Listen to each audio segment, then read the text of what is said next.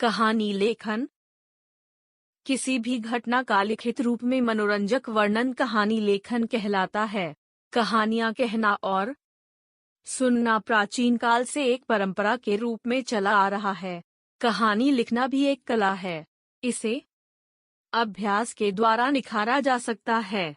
कहानी लिखने के दो तरीके होते हैं, पहला चित्र देखकर कहानी लिखना और दूसरा संकेत बिंदुओं की सहायता से कहानी लिखना।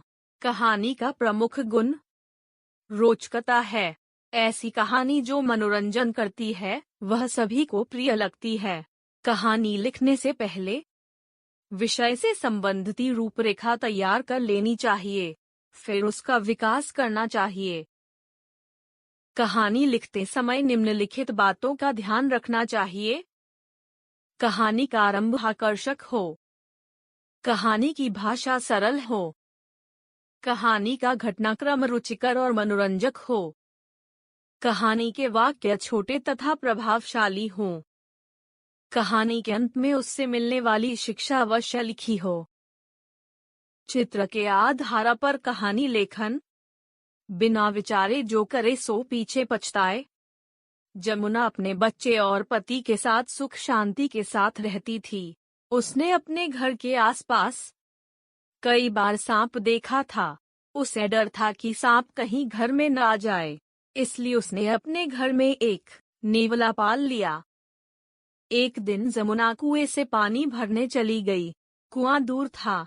जमुना का बच्चा घर में चटाई पर अकेला सो रहा था। उसी समय एक सांप खिड़की के रास्ते जमुना के घर आ गया। वह बच्चे की ओर बढ़ता जा रहा था, तभी नेवले ने सांप को देख लिया और वह उस पर टूट पड़ा। दोनों में लड़ाई होने लगी और नेवले ने सांप को मार डाला। सांप को मारकर नेवला घर के बाहर आकर बैठ गया। उसके मुंह पर खून भी लगा हुआ था।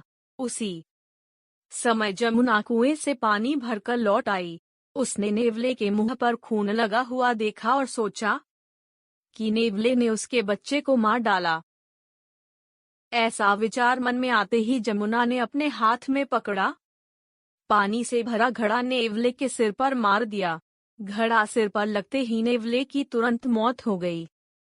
नेवले को मारने के बाद जमुना तुरंत भागकर अपने बच्चे के पास गई, लेकिन उसने अंदर जाकर देखा कि उसका बच्चा तो बिल्कुल सुरक्षित है और आराम से सोया हुआ है। बच्चे की चटाई के पास सांप मरा हुआ पड़ा है। सांप को मरा हुआ देखकर तुरंत ही जमुना को सारी घटना समझ आ गई और उसे अपनी गलती का एहसास हो गया। जमुना बाद में नेवले के पास गई और उसे देखकर बहुत पछताने लगी। शिक्षा कभी भी बिना सोचे समझे कोई काम नहीं करना चाहिए।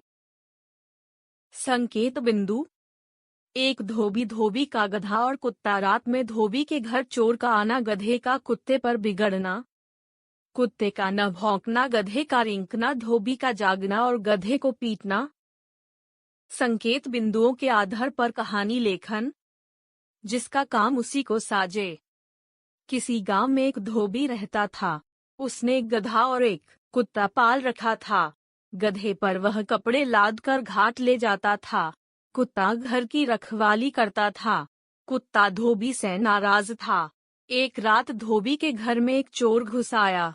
कुत्ते ने उसे देख लिया, फिर भी वह चुप पड़ा रहा।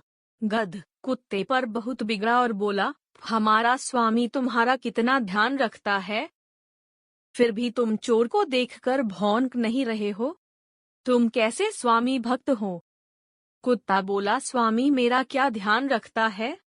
बची हुई जूठन खाने को देता है, इसके अलावा क्या देता है? गधे ने कहा, जो भी हो, मैं यह नहीं सह सकता कि चोर मेरे देखते हुए स्वामी का माल लूट ले जाए। मुझे तो अपने कर्तव्य का पालन करना ही होगा। यह कहते हुए गधा ढेंचूं करके जोर जोर से रेंकने लगा। गधे का रेंकना सुनकर चोर तो भाग गया, किंतु धोबी की नींद खुल गई। अपने आराम में विघ्न पड़ने पर वह गधे पर क्रोधती हुआ। उसने डंडा लेकर गधे को खूब पीटा। धोबी के जाने के बाद कुत्ता बोला, जिसका काम उसी को साजे और करे तो डंडा बाजे। शिक्षा अपने कार्य से अलग कार्य करना कभी कभी कष्टदायी होता है।